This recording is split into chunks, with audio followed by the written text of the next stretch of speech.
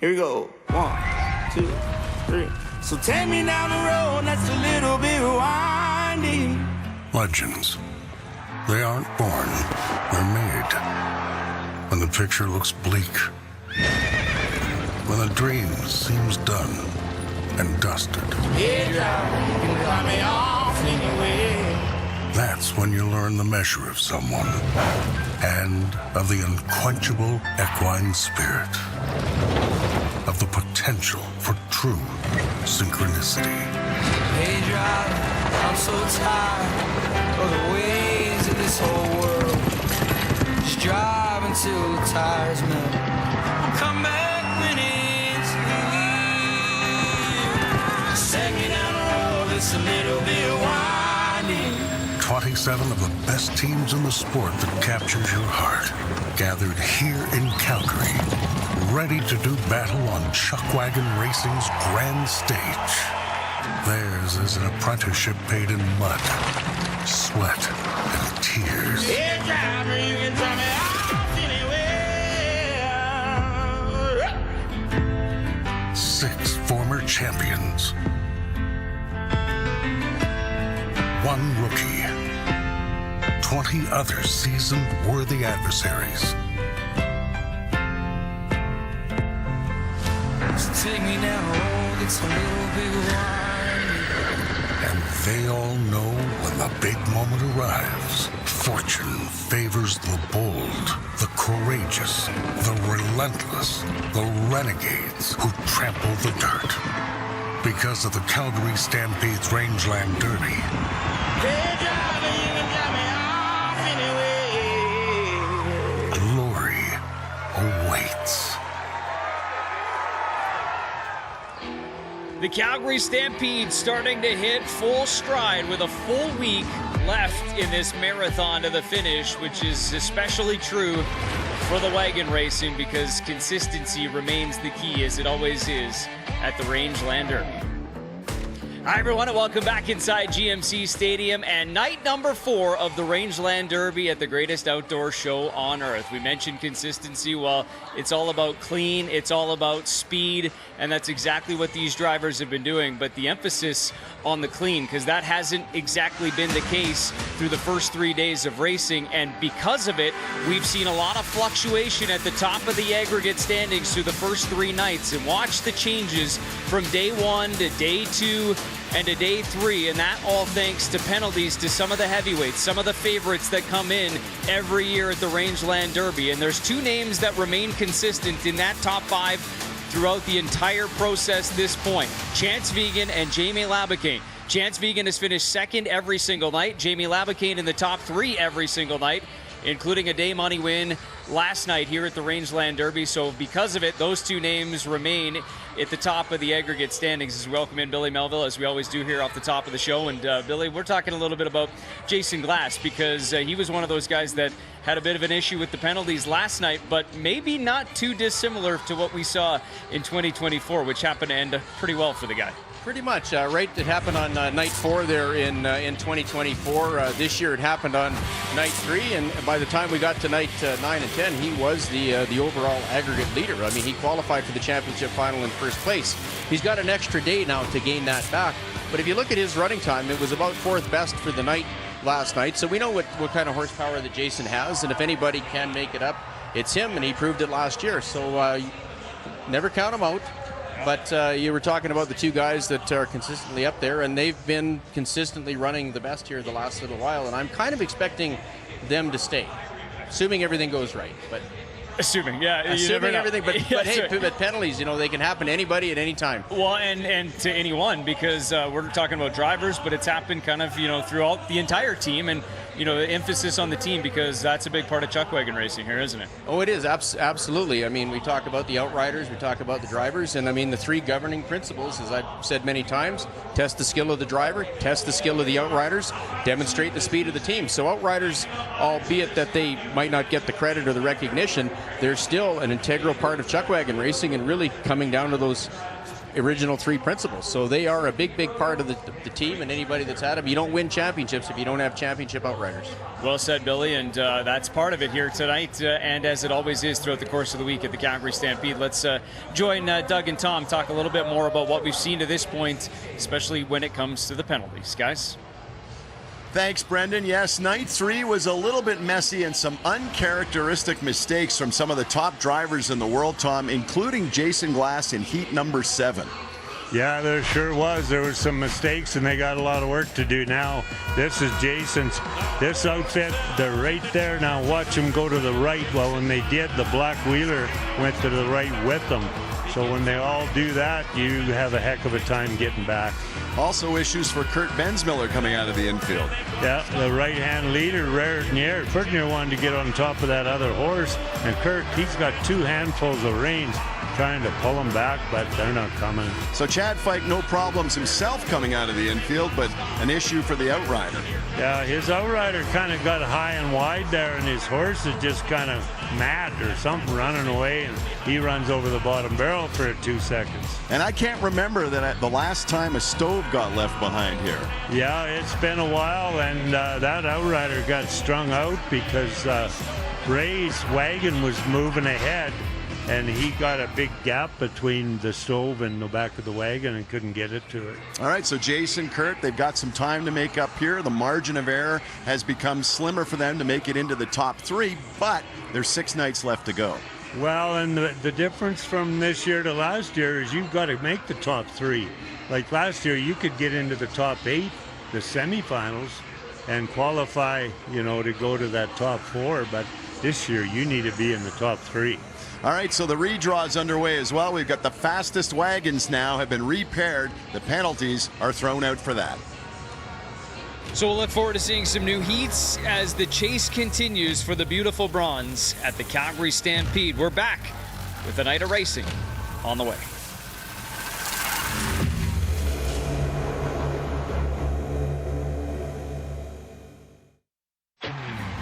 It's time. Time for boots on the ground and hands in the air. A time when office hours are flexible and pancakes non-negotiable.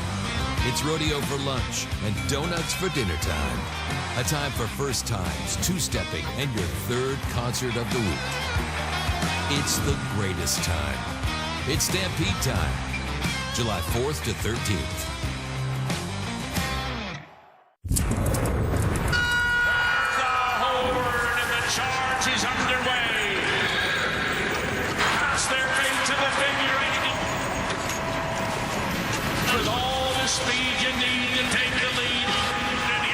Trending in the backstretch. Here they come, the home stretch drive. Calgary, it's your turn to come alive. Headed for the wire with his wheels on fire. Big numbers attending the Calgary Stampede over the first weekend. The Midway has been packed, and so too has the grandstand at GMC Stadium each night. And now we've got the redraw done, and we're ready to race on night number 4. Thanks, Brendan. Ready to go with IHOP heat number 1. I'm thinking IHOP, and I'm thinking after the redraw, we've got some explaining to do. Here's Dustin Gorst, 23rd in the aggregate. He will be off the number 1 barrel. Off the number 2 barrel, it'll be Dallas Dick, who is currently 25th in the aggregate, had a barrel down in night 2. And off the 3 barrel, Cody Ridsdale off to a rough start. Barrels down on all 3 nights so far. And just a reminder, when it comes to the redraw, the penalties don't count. It's the fastest wagons being paired with the fastest wagons through 3 nights. So these guys will try to work their way out of heat number 1 after the next 3 nights. Even when you hit 3 barrels, you still stay in 1 because you're having trouble getting around that barrel. And Cody's just had a bad 3 days. He's been not even counting the penalties. He just hasn't been running. The other 2 guys are the same. So some guys moved down, Doug, and some guys moved up. Yeah, and we'll explain that as we go along, of course, and we'll get the aggregate all settled as well, with the top 3 advancing to the Dash for Cash on the final Sunday night as they pull into the infield for heat number 1. Les McIntyre, who has been calling races now for more than 4 decades. Here he is upstairs. There's a horde and the charge is underway. Stoves go in, Outriders mount up, and there goes Cody Ridgedale. He did it. He got out of there without hitting a barrel tonight, and he's out in front with Summit Fleet. And in hot pursuit, we find Dustin Gorson, Arbiter Project Completions. One Outrider just completing his job, and he is southbound and out of town. Now, in behind comes Dallas Dick in the Stony Dakota Resort and Casino. Watch him gain stride on Dustin Gorst as he rounds that turn. The big green machine is running lean, but Cody Ridgedale, Speedy Gonzalez Jr., I call him, and he's proven it tonight. He's got himself out in front by 2.5 wagon lengths into that third turn with his Summit Fleet Chuck Wagon outfit. He's looking for 2 yellow-shirted Outriders. They need to finish within 200 feet of his lead team when they cross the finish line. And Cody Ridgedale, Summit Fleet, sets him up for the home stretch drive. Calgary, it's your turn to come alive. Southbound to the wire, the uncatchable Cody Ridgedale and Summit Fleet, leaders in the industry, leaders at the wire by 2.5. Yeah, what a fantastic run for Cody Ridgedale after all kinds of problems on the first 3 nights with barrels down every night. Unofficially winning heat number 1 in a very fast time of 1:12.09 on the Brant Ag replay, though. Some issues for Dallas Dick off at 2. Yeah, they just took a jump and went right and went straight up, run over the barrel, set it back up. And then we got some Outrider issues as well coming out of the infield. Yeah, they already got a barrel there, so this ain't going to hurt him too much. Add one more second to it. But look at this, Cody Ridgedale go. Nice turn, just misses the top there. And they're running out of there. I got to ask him, maybe he went and bought a new herd of horses. They turned beautiful. Look at this, opened up by 3 wagon lengths, 112. Good for Cody, looks good on him. Yeah, and he had his Outriders alongside Tyson Whitehead and Rory Gervais. We're right behind him all the way down to the finish line. What a great start. Night number 1, 1:12.09. So that shows us that the track is very quick after we had a bit of rain last night. So we're off to a great start here. And now let's go to Billy Melville, who's standing by with Evan Salmond. You made the championship final heat at the Ponoka Stampede, and after 3 days here, you're sitting 5th overall, but the whole time you've kind of been flying under the radar. So how you been doing that, Evan? I don't know, just staying away from the penalties, I guess. And teams, all three hooks have been pretty consistent this year, and they've been running good. Now, we've got a redraw here tonight. Is the heat going to change anything that you're doing? No, not really. I'm still with Kurt. I think Logan's the only new guy in the heat, and all of them are really fast. So anytime you're in the heat with them guys, it's good heat. Well, it doesn't look like you're doing anything wrong, but if you are, just keep on doing it. Yeah, thanks. Evan Salmond. We'll see Evan coming up in heat number 6 a little bit later tonight as he looks to stay in the top 5. Everybody's chasing Chanse Vigen at the top through 3 nights at the Rangeland Derby.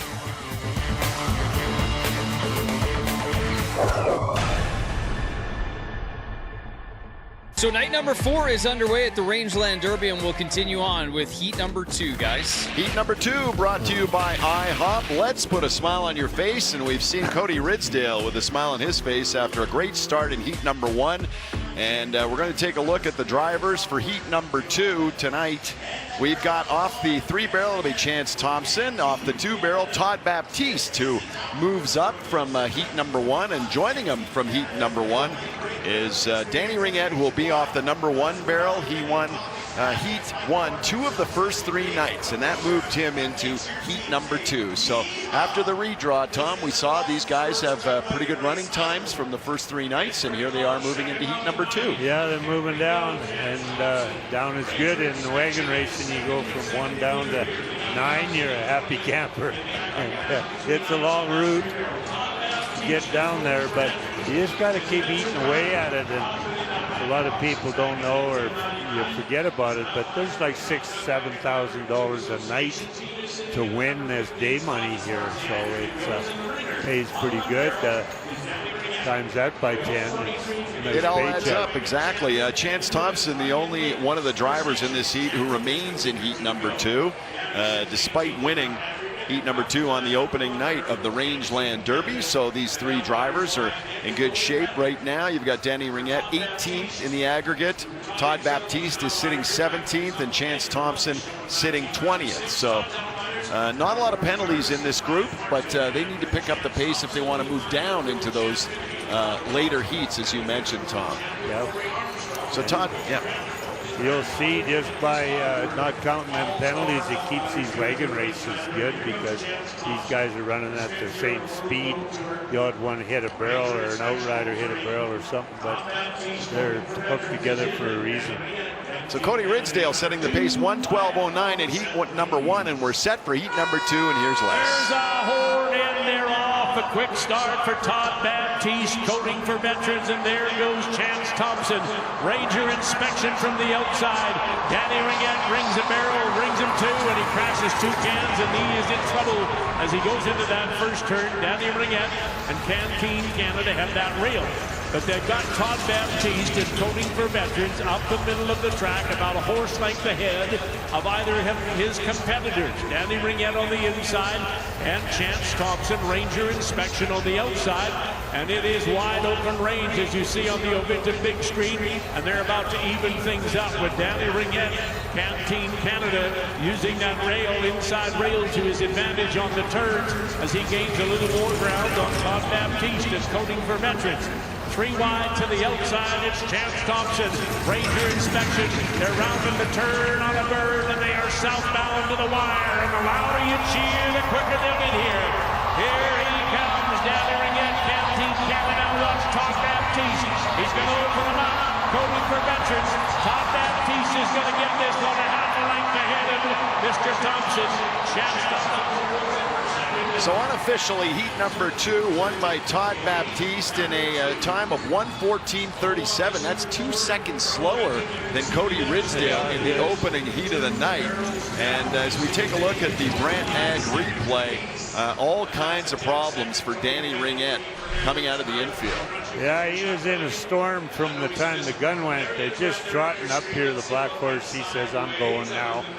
Ducks over there and runs over the barrel, come back and gets the next one, and might as well do it all at once, get it over with. That's 10 seconds right there. Here's Todd makes a good turn on the top barrel. Just kind of skims her and away he goes. So you have to wonder about Danny Ringette. I mean, here it is night 4, but he's out of the CPCA, and they've had weather-plagued season. Only 6 runs, really. I mean, he won the aggregate at Onion Lake. That was 4 nights of racing. But, you know, all the guys on the WPCA, they've been going all season long. Yeah. There's a lot of the CPA are coming over to the WPCA because there's more shows, more races. So Todd Baptiste coming off and winning that heat number 2 unofficially in a time of 1:13.37. And of course, Todd came out of the Canadian Professional Chuckwagon Association as well. He was the champion driver on that circuit in 2022 and 2019. And was also the high point driver in that circuit in 2019 and again in 2021. And he's out of the Red Pheasant Cree Nation in Saskatchewan. So a good performance for Todd Baptiste, who we saw off the top of the show was an outrider for Edgar Baptiste back in the day. So he's had a Stampede championship as an outrider. And Billy's standing by now with our winner. It's time to talk to Todd Baptiste. Todd, I thought you were snubbing me here. We usually don't have to wait for it. 6 years ago when he won the Oval Strathclyde Cup as the top new driver here. I appreciate Like I said in his intro, couldn't be any happier. I think it looked clean for us tonight. Well, you were coming on the outside there. You and Danny was running away with it, but then you guys managed to run him down and catch him at the finish line. Did you think that was going to happen tonight on this redraw? No, everybody here is pretty competitive. You know, Billy, you know, it seems to be a little bit harder track on the outside, so, you know, I wanted to stay out a little bit more wider around the track, and I think I knew I had a little bit coming home, so that was my gamble for today. Well, it paid off, and you got something to look forward to the rest of the week. Thanks, Billy. All right, Todd Baptiste.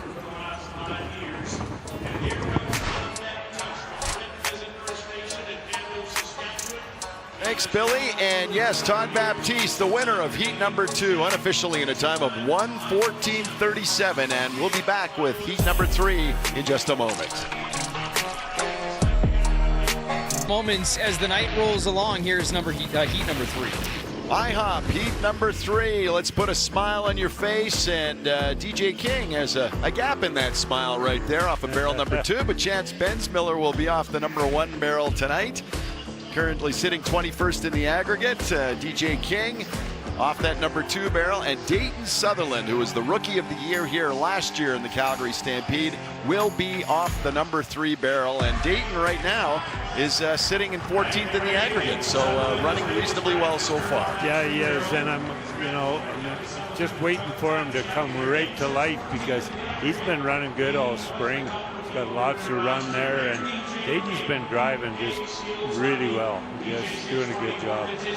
Chanse is just having trouble lately, Chanse Bensmiller. He was always tough and always had running outfit, come from behind and get you at the wire. And he's just kind of fighting it a little bit. Hopefully he gets that sorted out. Yeah, and he had an outrider knocking down a barrel on opening night as well. So penalties not helping for Chanse Bensmiller here is in heat number 2. You got DJ King, who won heat 4 on night number 1, but knocked down a barrel on Saturday night, so he drops down to this heat number 3. So a lot of movement after the redraw, going up and down. Sure is. And that makes for good wagon racing, as you mentioned. Yeah, for some guys. Yeah, that's right. We'd like to see those barrels stay up a little more. We've seen a bit of a mess the first few nights of the Rangeland Derby, but as they pull into the infield for heat number 3, let's go upstairs to Les. Please. There's the horn, and they're off. Quick start for Dayton Sutherland, Truman Holmes, as he rounds out 3 barrel, cranking left, cranking right, and there goes DJ King alongside of Dayton Sutherland. The barrels are up, and the Outriders are in hot pursuit, and we got us a horse race to the turns with DJ King.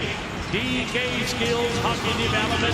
He started from the blue line, and he's headed for the score line is what he's doing, and he is about a wagon length full ahead of Dayton Sutherland and Truman Holmes. And now look at Dayton's left elbow. He can feel the hot breath of that lead team of Chanse Bensmiller and Ellis Dawn Construction as Chance rolls in alongside Dayton Sutherland, and he's gaining on it with every stride. He's hunting down the snowbrack of our front runner, DJ King, with the DK Skills hockey team, and that's how they roll between the turns. The Outriders looking good, picture perfect, and here he comes, southbound and down, DJ King, DK Skills Hockey. He's headed for the blue line. He'll shoot from the goal, and this guy's going to score tonight. He's got company coming in Dayton Sutherland, but it'll be too little, too late. It'll be DJ King by a half a length over Dayton Sutherland and Truman Holmes. So DJ King winning heat number 3 unofficially in a time of 1:13.69, and that would be the second fastest time of the night. We saw Cody Ridsdale put up a 1:12.09 in the opening heat of the night unofficially. And here's a look at Dayton Sutherland's start on the Brant Ag replay. Yeah, he gets pretty high here, gets kind of set out there, but they come back good for him. I thought he was going to be in trouble with that bottom barrel, but he did a good job driving around there. Here's DJ King's start off of the 2 barrel. DJ, he's, yeah, nice turn on the top around there. Outriders all look good, and DJ's going to take a run tonight. It's, the track's holding up outside there again. The guys in the yellow shirts they're kind of getting hung out there a little bit, but when they head for home, they gain about a wagon length coming down the stretch, so it's good running. Yeah, so we've had 2 winners of heats so far off that number 2 barrel, and Cody Ridsdale with the fastest time of the night off of the 3 barrel. So the track is fast again tonight. DJ King, a former National Hockey League player, scored his first goal on Curtis Joseph, and he just scored his 2nd heat victory at the Calgary Stampede. And he is also assured of being the Orville Strandquist winner as Rookie of the Year, because he's the only one in this Stampede. Brendan. Doug, good night for DJ King, and whether you're in the first heat or in the 9th heat, the goal for every driver is the same: get to that stage on Sunday.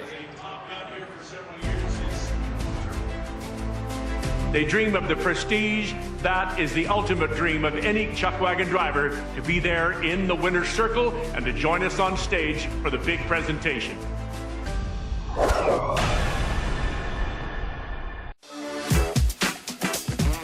A very important part of the Calgary Stampede is it's more than 3,000 volunteers that work hard to make this rodeo the greatest outdoor show on earth. They have a lounge, it's the WCD Lounge, where they can eat food and rest their feet. I'm gonna go learn their stories. Why lend your time to the Calgary Stampede? Why not? This is better than Christmas. Oh, thank you. What's your name, ma'am? My name is Bonnie. I'm a square dancer. Let's see you in action. Ready? 3, 2, 1, and... Swing your partner. Like that? Just like that. What's your name? Frank. How long have you been a volunteer at the Stampede for? I'm not volunteering at the moment. So you're having a drink and you're not volunteering? Well, I'm here with my wife. She's volunteering. Oh, the wife's doing the hard work. He's doing the drinking. I do have a connection to get in. Look at this back. This guy is working hard. What made your back sweat so much? I think it was the walk from in behind the infield to over here. How long have you been volunteering for, Darcy? 12 years. Why are you devoting your summer to the Calgary Stampede? I just love it. It's the people, the atmosphere, and of course, giving back to our city. What committee are you guys in? Band of Outriders. We walk around park, play our instruments. Where are your instruments? Outside. Let's go get them. Come on. And a 1, 2, 3, 4.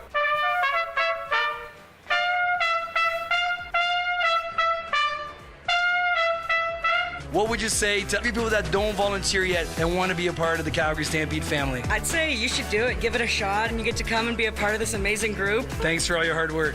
I'm a huge fan. Thank you, ma'am. That's so kind. Someone paid her to say that. We're going to go eat now. What's good to eat here? Gotta have lasagna. I'm a sucker for lasagna. Thanks for your hard work.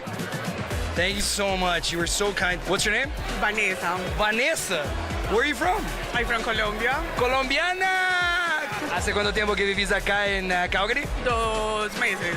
And she's already a volunteer. Because I want to practice my English. I want to improve. Sorry for my pronunciation. Your English is amazing for 2 months. And how cool to hear that, because you get to make friends and better your English. So nice to meet you. Mucho gusto. Have you tried the lasagna? It was amazing. Oh, I heard. I'm going after it. No knife Felipe. That's what they used to call me in high school. We learned so many stories. We met so many amazing people. They're the heart and soul of the greatest outdoor show on earth. More than 3,000 people sweating for the Calgary Stampede. All thanks to WCD, this lounge. They can come and rest their feet, have a beer, eat some lasagna.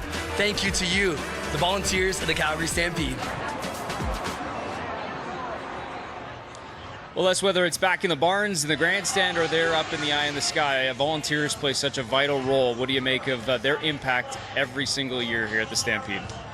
You know, volunteers truly do make the world go round. I see them every year here working behind the scenes. It's a thankless job. They have to put up with people in good moods, in lousy moods, in bad moods, intoxicated moods.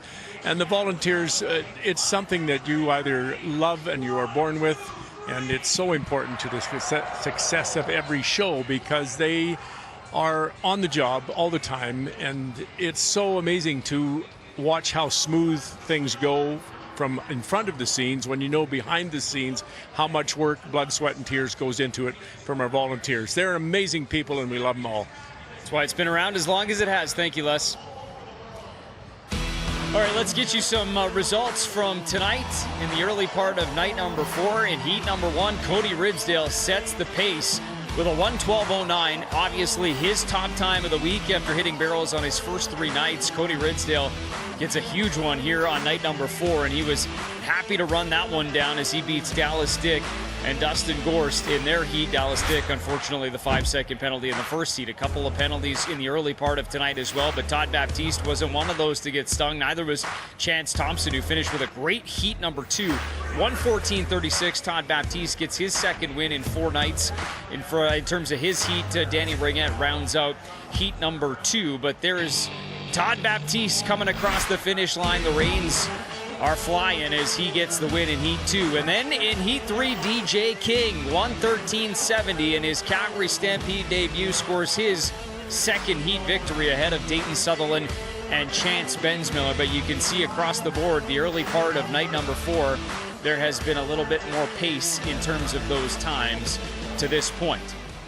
Well, in this field of 27 drivers, 6 of them have had that opportunity to come up on stage and hear their name announced in front of a packed grandstand on Championship Sunday. But there's 21 others who came into Calgary with that exact same goal. And even just the thought of hearing your name announced on stage on Championship Sunday can bring a guy speechless. They dream of the prestige.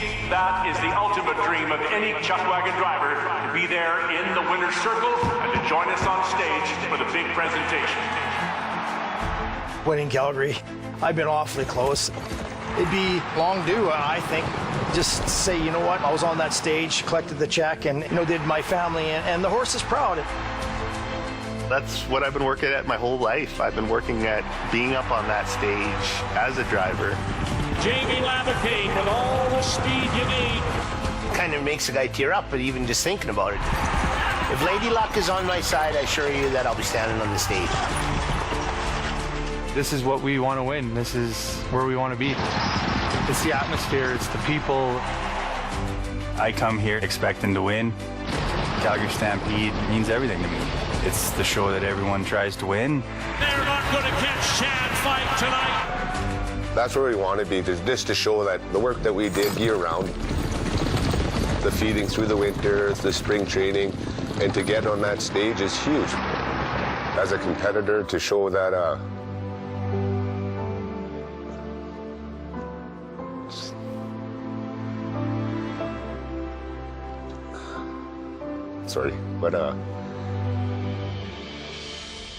there's a sense of fulfillment when you achieve a goal, a dream you've been chasing. It's all right there at the end of my fingertips.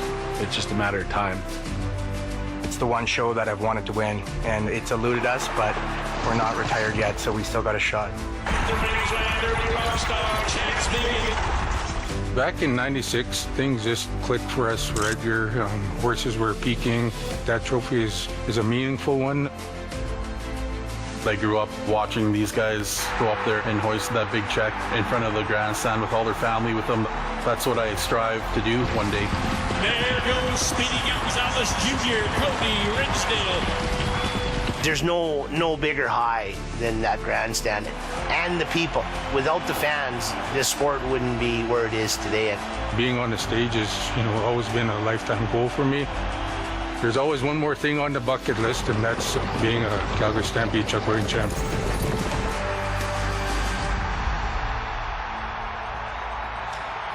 One man who's certainly no stranger to that Championship Sunday stage, Lane McGilvery, as you see the Yahoo going across the crowd. Everyone enjoying themselves here, but Lane McGilvery, he'd love to get back there. He's been in the dash consistently 3 straight years, up on stage once. Man, would he love to get back there. He's coming up next.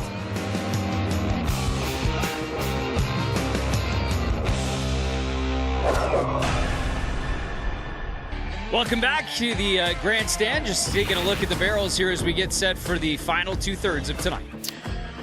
Thanks, Brendan. Heat number 4 brought to you by IHOP. I'm thinking IHOP, and I'm thinking these drivers want to pick up the pace. Off the number 1 barrel tonight, it will be Preston Faithful, who was 3rd in the Grand Prairie Stampede in his first WPCA final earlier this year. Troy Dorchester, he's off the number 2 barrel, but he's injured, so Roger Moore's doing the driving for him. And off the 3 barrel, as Brendan mentioned, it's Lane McGilvery, the 2023 Calgary Stampede champion, was 2nd to Jason Glass last year, 3 straight trips to the finals, penalty-free last year to win that safety award. But so far, Lane McGilvery sitting in 11th in the aggregate.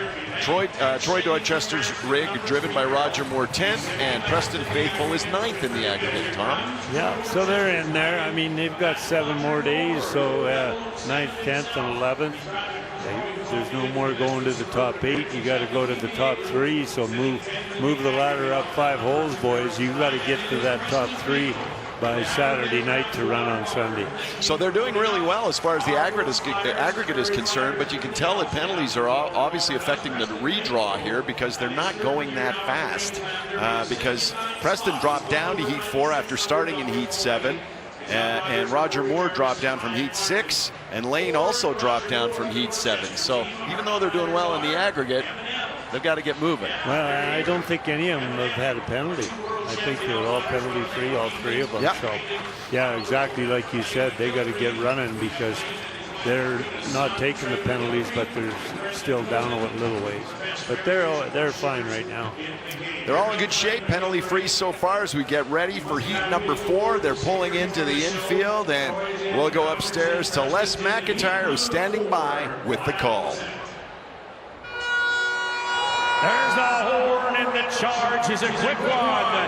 Preston Faithful to have an aircraft, and he gets out there and finds style. Sashays out into the lead with Roger Moore and the PBA group right alongside, and then you see Lane McGilvery, Shady Creek Ranch. Now he's going to duck in along that rail position and try and save some running ground, but the duel on the front end features Preston Faithful. De Havilland aircraft is pinned as water bomber, and he's on a splash and dash down that backstretch, and it's Troy Dorchester, Roger Moore piloted outfit, the PBA group, and watch Roger open him up. Now he takes a horse-length lead over inside runner Preston Faithful and De Havilland aircraft of Canada, and now Lane McGilvery, Shady Creek Ranch.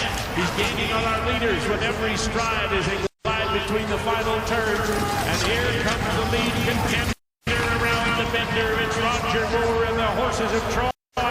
PBA group headed south, and then the last one as he opens them up. Roger Moore and the PBA group. He gets ahead of Preston Faithful and De Havilland. He's going to hang on by a horse length. Look at Lane McGilvery close ground. So unofficially, in heat number 4, it is Roger Moore driving Troy Dorchester's wagon in a time of 1:13.48, and unofficially that would be the second fastest time of the night as we take a look at the Brant Ag replay. Oh, Preston, you're a little cockeyed here. Boy, they're facing the wrong way. They get back to the right way. He's going to tag. Oh, he just moved it. He's fine. I thought maybe it went down and then back up, but no, just wobbled. Don't want to hit him any harder than that. There's Roger Moore's start off the 2-barrel. Roger's just doing an awesome job here. He's going to win another race here. He's out and about, out in the middle of the racetrack, and doing good. And I'm sure Lane's going to find a run coming home. He always does. Good wagon race. Yeah, so Troy Dorchester must be pleased right now because Roger's filling in for Troy, and he's sitting in the top 10 in the aggregate. And he's just won this heat after the redraw.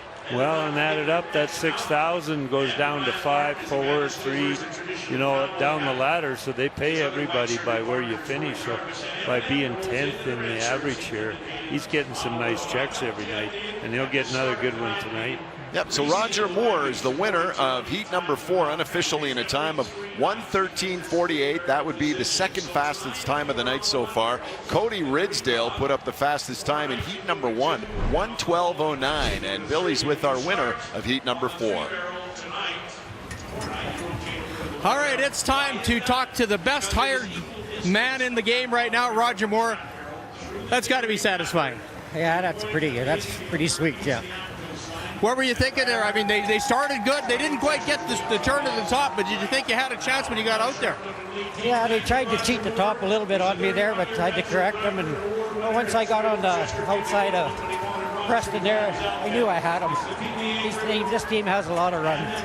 Well, that's good. Well, I hope that you're getting a bonus for every heat that you in for Troy, or you're going to have to renegotiate your contract.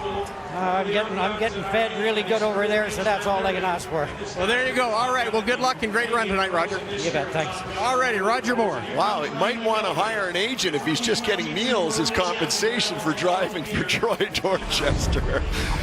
We're focusing on the Outriders tonight, and we like to say that Roger Moore's Outriders, Ethan Monowillo, Hayden Monowillo, doing a fine job for him in heat number 4, and we'll see more of the Outriders and the drivers when we return. Well, getting further along in the evening, and as we go along, we're seeing the fastest wagons so far this week at the Calgary Stampede. Yeah, and heat number 5 brought to you by IHOP, and Mitch Sutherland is off to a terrific start so far in this Rangeland Derby. as he has won his first 3 heats, and that moves him up into heat number 5. So Mitch running well. He's got to put together. He was having a little trouble this spring, and I think he's having a little barrel trouble, but not now. This is the 3-barrel. Gets a little high, goes by that, which is I like him, and he's got room to get back in between them 2 barrels. They're pretty close together, so it takes a special drive to crank that. He did a great job. Yeah, so Mitch Sutherland out to a terrific start here in the Rangeland Derby, moving up to heat number 5 after 3 heat wins in a row, and that moves him all the way up to 8th in the aggregate. So he's doing a fine job. We're going to see Ross Knight will be off the number 1 barrel, and Chanse Vigen will be off the number 3 barrel in this heat. Yeah, Mitch, he's just climbing the ladder there, and he's just driving really well and climbing up each day. And yeah, so Ross Knight, of course, he qualified for the 2023 Stampede final thanks to a rainstorm that knocked Chanse Vigen out of the top 3 in the aggregate that year. So you have to be good to be lucky. That's right. Ross was pretty emotional about winning the Calgary Stampede. It'd be good to see him do it, and he would be a great deal. All right, we're set to go with heat number 5 as Ross Knight, the last one to pull into the infield. We're set to go. Let's go upstairs to Les McIntyre. There's a horn in there off. A quick start for Mitch Sutherland and Ross Knight as he rounds that barrel. Mitch Sutherland is going to get that lead, that early lead into that turn. His lead team is digging in, head down, butt up, and they're getting, and we are southbound and out of town. Right behind him, Chanse Vigen, Delariano closing ground on big Mitch Sutherland as he rounds that turn, and Chanse Vigen's got all the speed you need to take the lead. Can he do it down the backstretch? You're about to find out. And in behind, Ross Knight, St. Wolbert, Saskatchewan, and the Mob Squad pounding ground as well, with the Outriders looking good. But look at that race on the front end. Chanse Vigen is easing ahead of Mitch Sutherland as they round the turns. Mitch got the inside rail advantage with Marlin Resources, but Chanse Vigen has got the speed and a winning outfit, and Delariano, and that's how they round the turn, wheel to wheel. Southbound to the wire, and a home stretch drive. Calgary, it's your turn to come alive. Mitch Sutherland, Marlin Resources, here comes Chanse Vigen with a late charge. Too little, too late, it's Mitch Sutherland, Marlin by half a length. Chanse Vigen and DeLowry rolls in with Ross Knight and the... So for the 4th consecutive night, it is Mitch Sutherland winning his heat, this time unofficially 1:13.04, and if that holds up, it'll be the 2nd fastest time of the night. So here's a look at Ross Knight's start in the Brant Ag replay. Coming up, just gets over there to that left side a little, quite a ways, too far. And there's your drag on your wagon, and them other 2 guys, when he's sideways there, they're leaving. Look at Mitch. This is a cracking turn right here. He's just beautiful turn. And they're running out of there. Look at that gray horse. He's got his head down. Just says, turn me loose, I'm ready. Yeah, so Mitch Sutherland for the 4th consecutive night winning his heat and doing it in fine fashion, penalty free, lots of run. Had the 6th fastest time last night, 1:15.48, but that was on a slow track because of the rain we had prior to the night. And look at Chanse Vigen out there. I mean, he's 3 wide at least off that rail, and they're just hanging in there. He comes around the outside of Mitch here. Looks like, you know, he's going to go by him, but Mitch opens him up a little bit right here. But then Chanse comes back at him again. So great wagon racing. Look at the Chanse coming here. No, it's good watching. Yeah, and Mitch looking good, and looks like he could still play football. He was an All-Canadian at the University of Alberta back in the day and was drafted in 2002 by the then Montreal Alouettes of the CFL. So a lot of these guys, multi-sport athletes. He's a big boy, yeah. Brendan. Thanks, guys. Mitch Sutherland so far 4 for 4 at the Calgary Stampede. Anytime he gets a chance to get into a heat, so off to a nice start is Mitch Sutherland, and so is Evan Salmond. He's sitting number 5 in the world coming into Calgary. He's number 5 in the aggregate standings as well. More coming up from Evan Salmond next. Number 6 on the way. We got a couple of former champs and a guy who'd love to add his name to that list.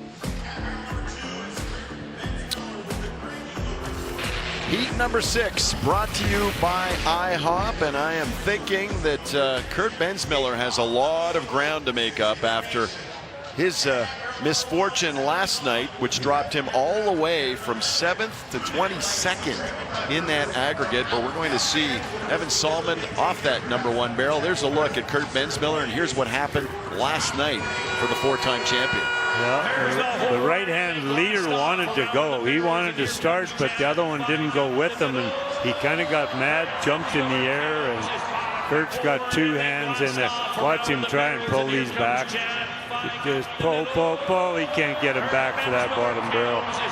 So not only did he take 5-second penalty, probably cost him 2 seconds pulling on the horse and trying to get him back. So like up to 7 seconds. That's why he'd be down to that 20 seconds. Yeah, 22nd in the aggregate for Kurt Bensmiller. We're not used to seeing the 4-time Stampede champion in this position this early in the Rangeland Derby. But Evan Salmond, who will be off the number 1 barrel, looking very good right now, sitting 5th in the aggregate. And Logan Gorse, the 2019 Stampede champion, is sitting 7th. So those two are in good shape right now heading into heat number 6. Yeah, they're looking really good, 5th and 7th. Nothing wrong with that on the 4th day.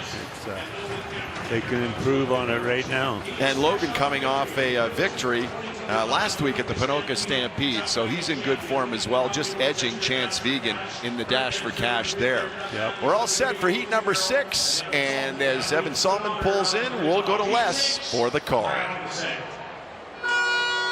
There's a horn, and the charge is a quick one right across the board. Kurt Bensmiller, the Grey Eagle Resort, Logan Gorse from the outside, and it is Evan Salmond in the Twin Otter. Short takeoff and landing is what it's famous for, and that's what Evan Salmond has got under control. He's got the rail, but he's got some tough customers on the outside of him. They are both Speed Demons and the Duke of Dewberry. Kurt Bensmiller opens up the Grey Eagle Resort and Casino, gambling for a victory into that backstretch run. And here's what's trending in the backstretch drive. Kurt Bensmiller 3/4 of a length ahead of de Havilland's Twin Otter and the Big Otter himself, Evan Salmond, tight to that rail, losing a little bit of ground. And now you see Logan Gorse, Thermal Design Engineering. He's engineering a good finish, coming around the turns and headed for the finish line.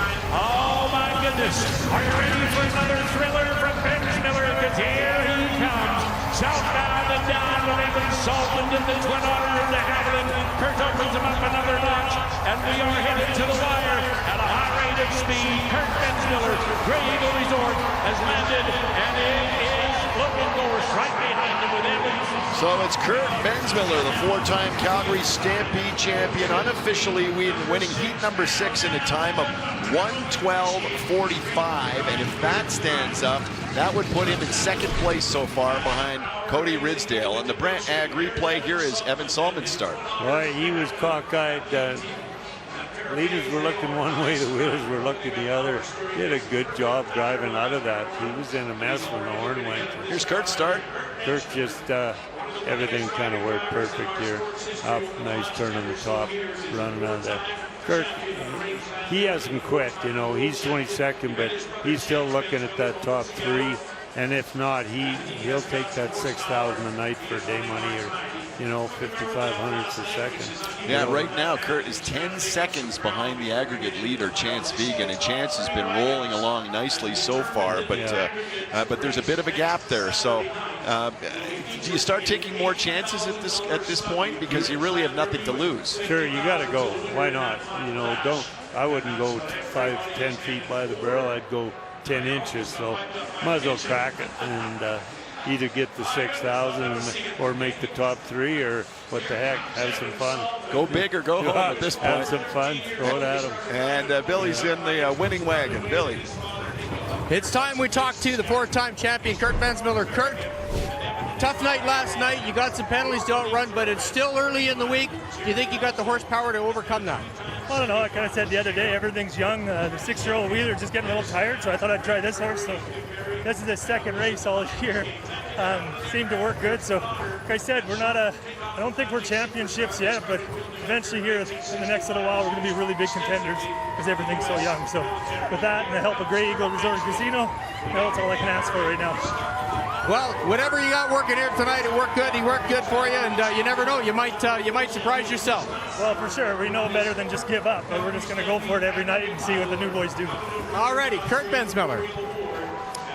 Good stuff, Billy. Good stuff from Kurt Bensmiller as well. A little thumbs up to the crowd here at the Calgary Stampede. We've got the rodeo race, relay race recap coming up, but you don't want to miss this because we'll spin the wheels of fortune, and you don't want to mess with this guy coming up next.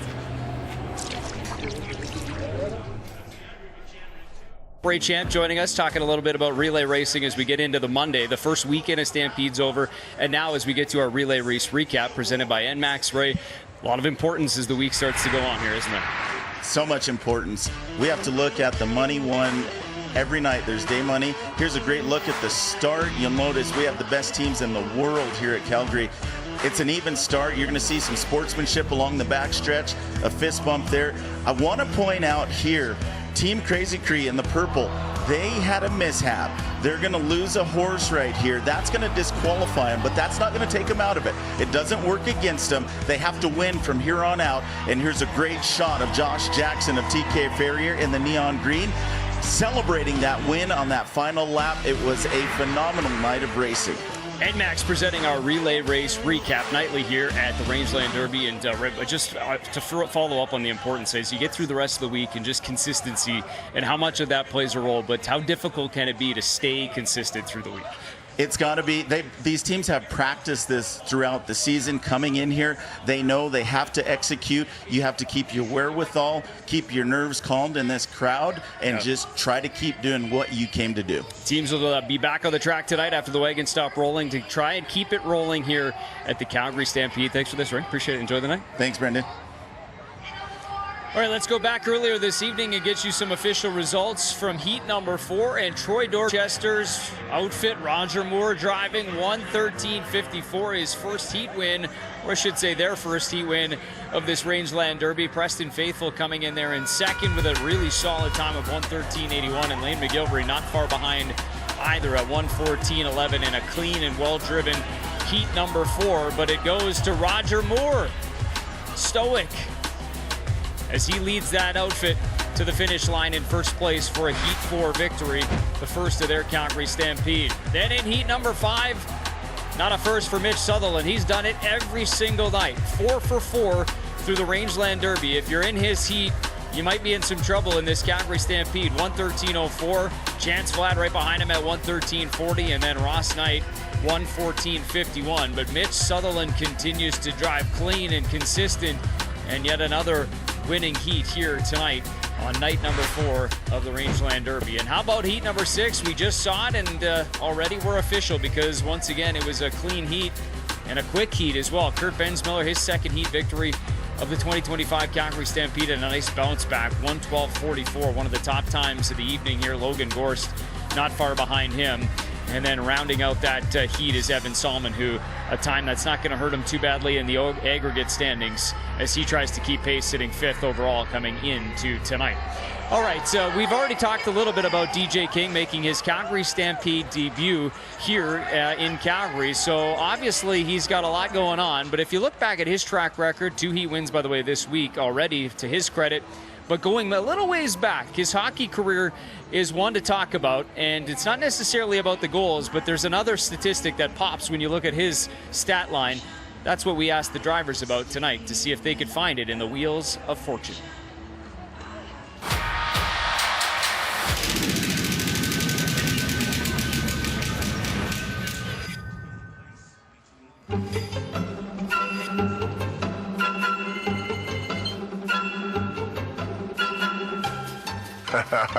A whole bunch. 400?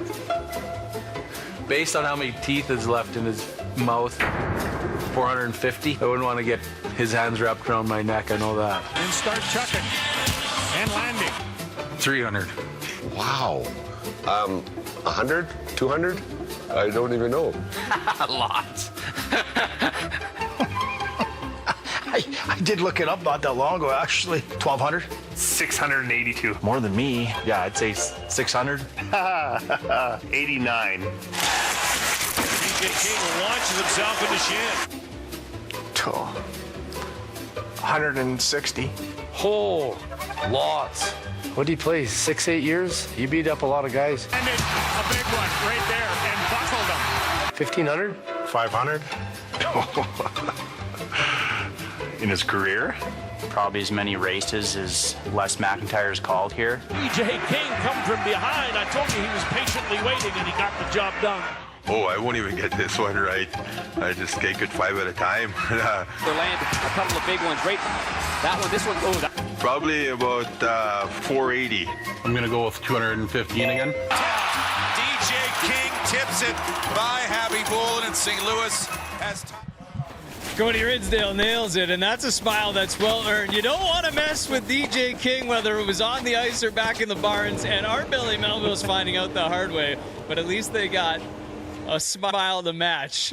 That's a perfect indicator right there. DJ King, well earned. By the way, just over 200 when it comes to the NHL, but how about almost 500 in the AHL? So there was a few PIMs over the course of his career. Coming up next, one guy who's beaten up the competition on the track as well is Chris Molloy, the 2022 champion, is back. Top 5 in the aggregate. He'll look to keep it going. Coming up next. Hang in there, Billy.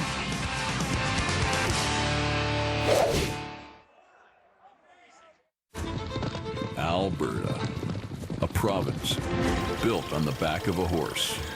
A powerful, courageous, majestic animal. And speed to burn. Every day, thousands of hard-working Albertans breed, race, and care for horses. It's, as we say, a way of life. Horse Racing Alberta works to strengthen veterinarian protocols, revolutionize track surface testing, and ensure equine and human safety, all while boosting the economy, attracting 1 million people a year to live racing. Rich in tradition, vibrant in culture, and ingrained in our way of life. This is horse racing in Alberta.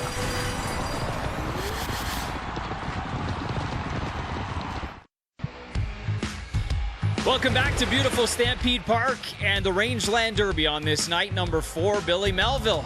He's back in the barns. He's feeling okay. Never fear. Billy always bounces back, and he's with Chanse Vigen now.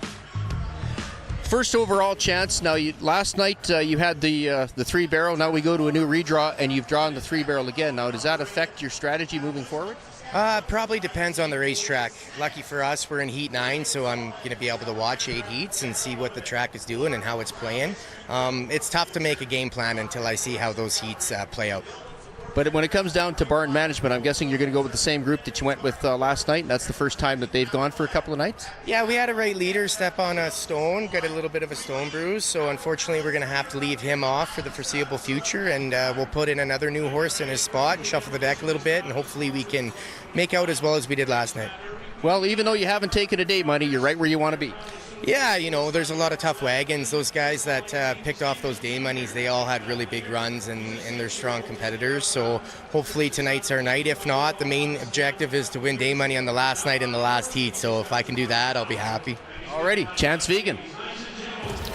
Heat number 7 brought to you by IHOP, and this should be a good one as we've got Wade Salmond will be off the number 1 barrel, Darcy Flatt off at number 2, and Chris Molloy, the 2022 Calgary Stampede Rangeland Derby winner, will be off of barrel number 3, and he's currently sitting 4th in the aggregate. So Chris Molloy looking good so far here at the Rangeland Derby. Well, look out for Chris because he loves that 3-barrel, loves that little short barrel, and if he turns it like he has been, he's going to be gone out of here. And they fly around that first corner, so looking for big things for Chris tonight. Yeah, so we had Wade Salmond moving up to Heat 7 from Heat 5, despite a few penalty issues opening night, but of course it's all based on running times. And Chris Molloy, a couple of wins in Heat 4 in that heat to open the Stampede, so he moves down to Heat 7 as well, so he's in great shape. And Darcy Flatt has been, you know, fairly consistent so far, but had a barrel down on opening night. Here we are, ready for Heat 7 as they pull into the infield, and here's Les with the call. There's a horn and they're off. It's a quick start for Chris Molly, and there goes old Junior. He's hauling out of there. Chris Molly is southbound, and he's headed for the wire with Craft Mechanical. Darcy Flatt and Turner Farms turning around that outside spot on the first turn with Wade Salmond and de Havilland Aircraft Sherpa. Time to hit the afterburners, Wade, because look at Chris Molly fly. Craft Mechanical and that superstar lead horse Junior leading the pack. Look at him dig in. He's on the right of your screen and on the left of the lead team, and he is meaning business. He wants to win a race. That's what you want on the front end. Chris Molly's into that third turn, 2 lengths out in front of Darcy Flatt and Turner Farm, and now Wade Salmond and de Havilland Aircraft Sherpa trying to gain some ground. But here he comes, rounding that fourth and final turn. Good golly, it's Chris Molly and Craft Mechanical. They're not going to catch him tonight. Junior and his other 3 partners are out running the field. Darcy Flatt with a late charge is only going to be a horse length behind him at the wire as Chris Molly gets it done. And then Chris Molly firing off that 3-barrel, unofficially 1:11:38, and that would be the fastest time of the night so far, by 3/4 of a second ahead of Cody Ridsdale. So a terrific race for Chris Molly. Yeah, here's the Brent Ag replay. We're going to start with Wade Salmond. Oh, look at that left wheeler. He started ahead of the, kind of before the horn went, I think, but whether they'll give him a penalty there or not, I'm not sure. All right, now you called it, Chris Molly, before this off the 3-barrel. Yeah, he's been cranking off this, but look at that. He didn't waste any movement, any time, and you know, like 2 feet past the top of that 3-barrel, just cranked them around there, and they're gone. But Chris loves that short barrel. Yeah, and that actually is our first win tonight off of the 3-barrel. We've had 5 off of 2, and just 1 off of the 3 so far. So Chris Molly winning heat number 7, and of course we're focusing a little bit on the outriders tonight as well. And you can see Caden Molly, his son, is one of his outriders, and Brendan Nolan as well, doing a good job for Chris Molly as he rolls to victory in heat number 7, and this could be one of the fastest times of the night with 2 to go. Look at Darcy. I mean, he came 3 wagon lengths. Yeah, so that'll be good for him as far as the day money's concerned, with 2 more heats to go. Chris had him by about 3 wagon lengths, and he pretty near caught him. Yeah, Darcy's 12th in the aggregate right now, and he had the fastest time of the night on the final night of the 2024 Rangeland Derby. So Darcy Flatt in good shape as well. So that's it for heat number 7, with Chris Molly winning that one. Coming up in heat 8, it'll be defending champion Jason Glass. Can history repeat itself? Jason had a barrel down last night, currently sitting 13th in the aggregate, just 3 seconds out of 3rd right now.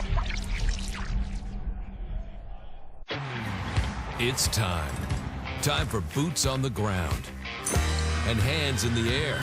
A time when office hours are flexible and pancakes non-negotiable. It's rodeo for lunch and donuts for dinner time. A time for first times, 2-stepping, and your 3rd concert of the week. It's the greatest time. It's Stampede time, July 4th to 13th. Another beautiful evening down on Stampede Park as we keep things rolling here on night number 4.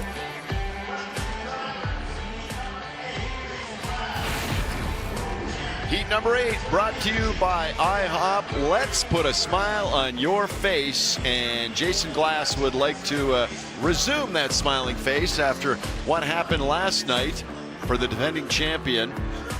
Picks up that 5-second penalty with the barrel down.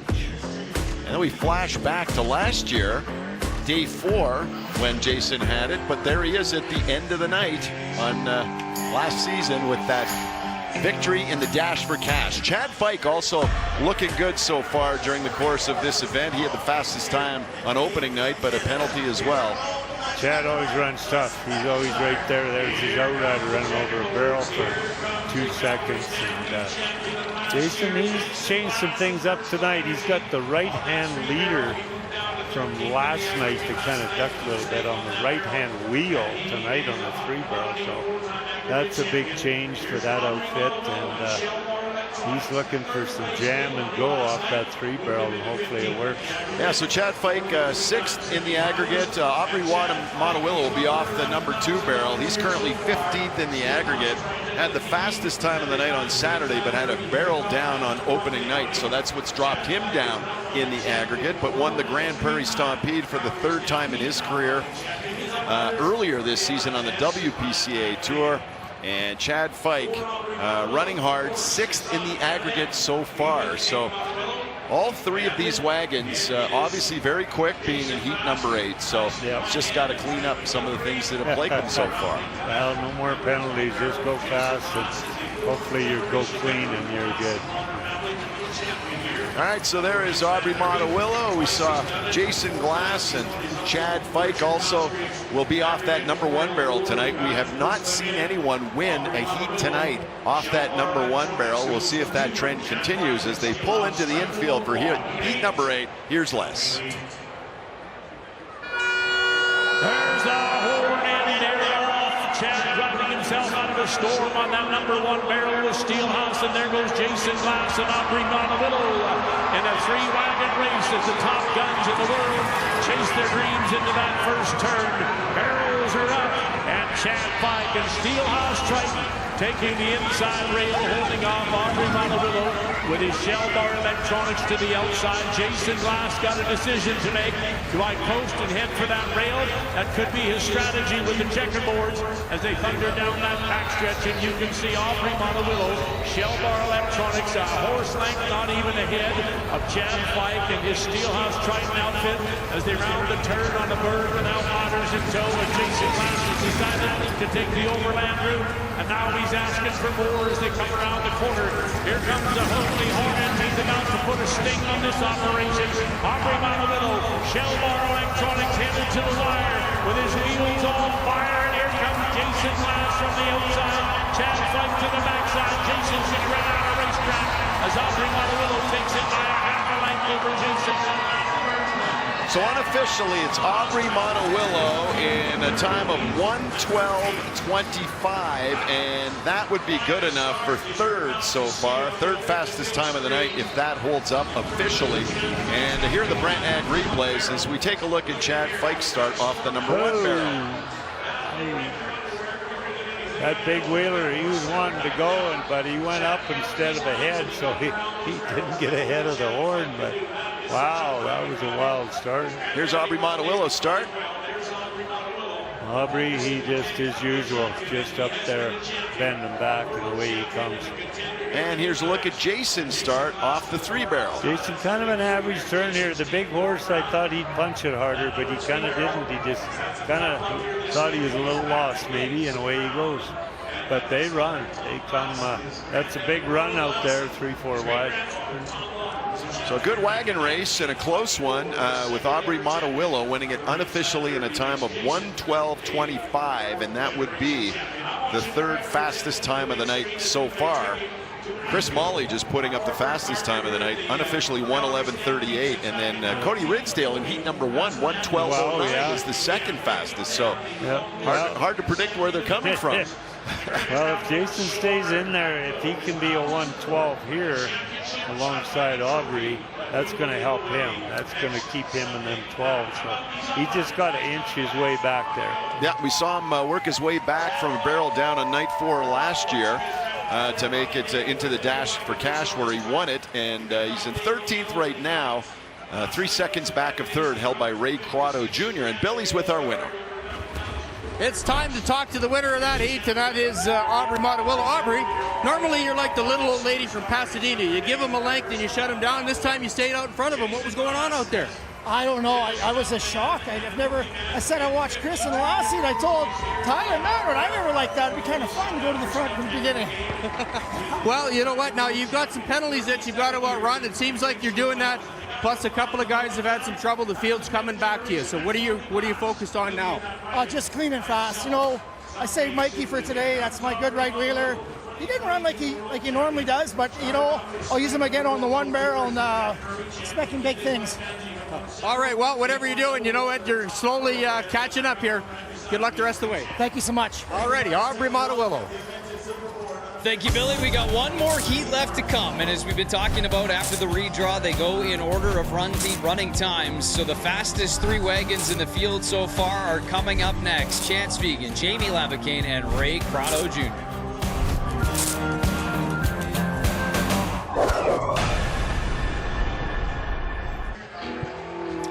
Welcome back to GMC Stadium and the final heat of this night number 4 at the Rangeland Derby. Heat number 9 brought to you by IHOP. Let's put a smile on your face, and Chanse Vigen has had a smile on his face all 3 nights, winning all 3 of his heats so far. And here's a look at what he did last night, Tom. Yeah, just a nice turn up there, crank on that 3-barrel, and then they run so hard around their first 2 corners. Usually when an outfit does that, they don't finish as good as his. And here's Jamie Labicane, who's off to a fast start as well.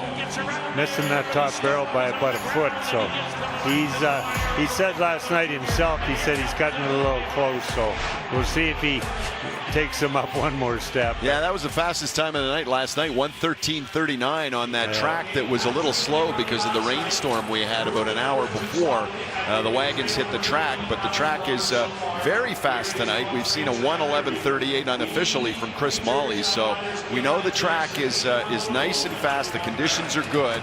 Right now, you've got Jamie Labicane, who is sitting second in the aggregate. Ray Crotto Jr.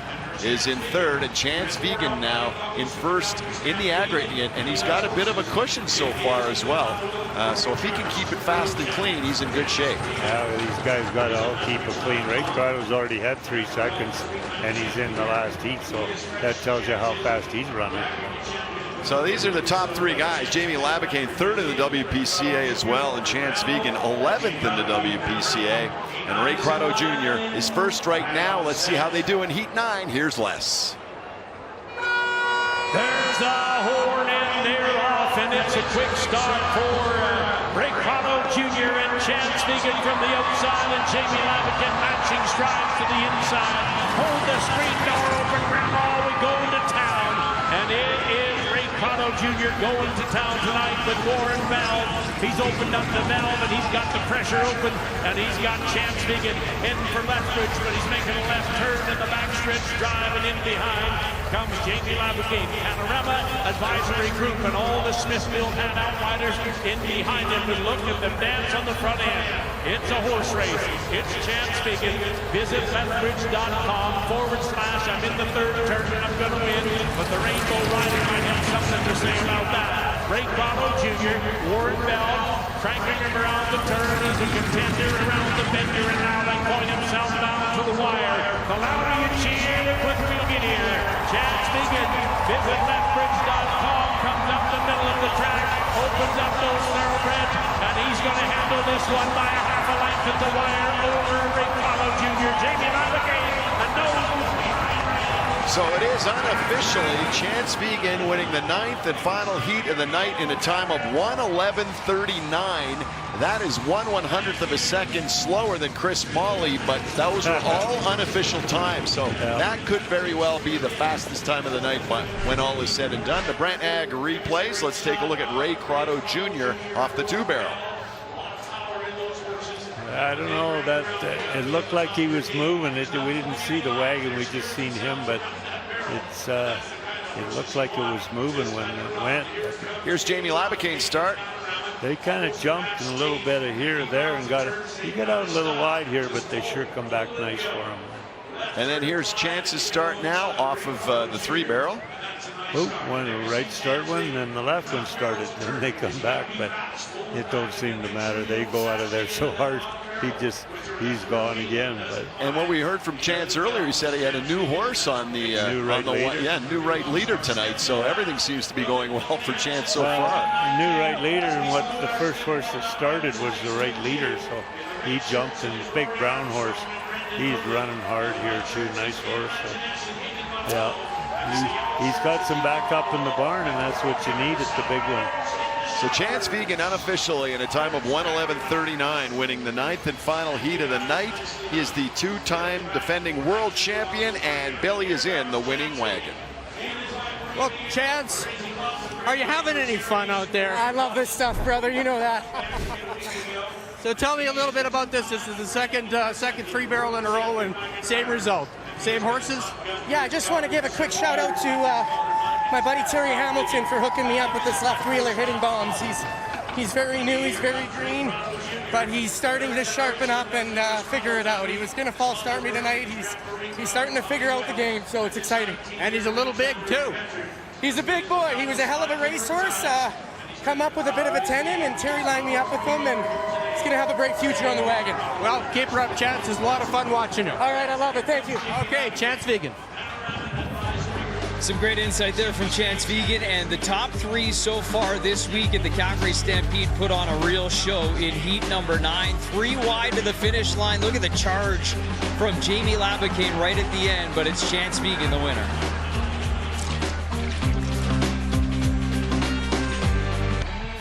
All right, we're back to wrap night number 4 at the Rangeland Derby. Let's get you some official results from heat number 7 and beyond. Chris Molloy with a smoking hot 1:11.43, one of the top times of the night, ahead of Darcy Flatt in a very well-driven heat number 7, 1:11.72. Just a 1 second penalty there for starting ahead of the horn for Wade Salmond, so that +1 puts him behind the 8 ball, but it was Chris Molloy that gets the victory in heat number 7, and potentially some changes to the aggregate because of that race. Here's heat 8 though first. Aubrey Molloy 1:12.23. But what a race that was to get out ahead of Jason Glass and Chad Fike. And then you see a +1 for Fike. That too starting ahead of the horn puts him to 1:15.46. But Aubrey Molloy, penalty trouble on night number 1, but continues to just do what he does best and drive fast here the rest of the way now through night number 4, but no one quicker on this night than Chanse Vigen, 1:11.39. Vigen gets the heat 9 win. He is 4 for 4, along with Mitch Sutherland in terms of every race that he's been in.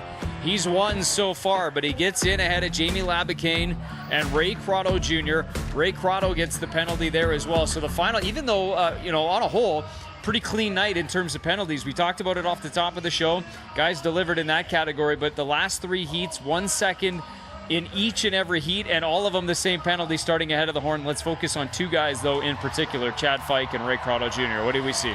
Well, you take a look at it, and you got to understand that we're not looking at the official films here. Now, I didn't think that Chad Fike got it. I mean, the horse jumped up. The horse was clearly up before the whistle, or before the horn, but it's when the wagon moves. It's when the wheels are going, and we can't really see it from there. But yes, the horse moved, but it doesn't matter when the horse moves. It's when the wagon moves, and I don't think that he was moving before it. Now, Ray Crotto Jr., you can watch his wheels. See, he's moving forward. I mean, only maybe just a slight turn, but he did have some forward momentum going when the horn went. So this one we can clearly see. Chad Fike, not so much, but again, as we said, we're not looking at the official films that the judges are looking at, and they'll have a light bar there, and when all 4 lights are on, that's when they can tell. So they must have seen him jump. So maybe with some more penalties, the beneficiary is a guy like Aubrey Molloy, who continues to make a move here, Billy. Well, I mean, does he ever? I mean, he's never given him a chance yet to be in the first place. And, I mean, opening night, if it hadn't have been for, the only thing that saved him from last place was the bad luck of two drivers that had worse luck than he did. Yeah, no question. And he's just been on fire. I mean, we talk about flying under the radar. Well, Aubrey Molloy was one of them. He's got the day money, had another great run here tonight. And, I mean, he is just going leaps and bounds. We've said many times it's like playing snakes and ladders. Now, we've seen a couple of guys hit a few snakes, but Aubrey's one of the guys that's hitting the ladders right now, and he's moving up the board quite fast. We'll find out in just a moment where. I mean, obviously a great time here tonight. We'll see where that puts him in the aggregate. Let's get to some horsepower, shall we? Equine Athlete of the Night. It is presented by Horse Racing Alberta, and tonight we'll go back to heat number 9. This is Ray Crotto Jr.'s horse, Dune. Yes, and Dune Dioro, and he is an Alberta-bred horse. I think he's 8 years old right now. And when I was talking with Ray, there he is on the left wheeler, and Ray says he's one of the best left wheelers he has ever had. He's a first-year horse. He used him in Bonnyville second show of the season as a leader, but then he needed a left wheeler, so he threw him back there, and he has really, really made the difference on Ray Crotto Jr.'s outfit, and we've seen that with some of the runs that he's been able to make all year long. So a good Alberta bred. He spent his whole career as a racehorse up here on the Alberta circuit, so that's why he's going to be our Equine Athlete of the Night. Equine Athlete of the Night is presented by Horse Racing Alberta as we show you the fastest times from night number 4. Ray Crotto still in there despite the penalty, but Chanse Vigen gets his first day money victory. He's been 2-2-2 and now a 1 to add to his resume tonight. Oh, and yes, obviously, you know, we've been waiting for when is he going to get his day money? Well, he got it here tonight. Yep. But the other thing is look at Darcy Flatt. I mean, he finished second in his heat, but that was still the third fastest time on the night. No question. Well, it's a good guy to follow, I suppose. All right, let's take a look at your aggregate standings after 4 nights. So the one change that's important to note here is Ray Crotto entered tonight in the number 3 hole. That 1 second penalty add to his 3 already puts him just a little outside the top 3. Chris Molloy moves in, and there you see Aubrey Molloy, the 5 seconds on night 1. He's gone from 25th after night 1, 22nd after night 2, to 15th, and now 9th overall into the aggregate. How quickly things can change. Oh, they can. I mean, they can come as fast as they go and go pretty fast sometimes, and we've seen that. Another thing, like Chad Fike, that 1 second penalty that he got has knocked him completely out of the top 10 right now, but we'll have to see. But as we said, penalties can happen to anybody at any time, and they are the great equalizer.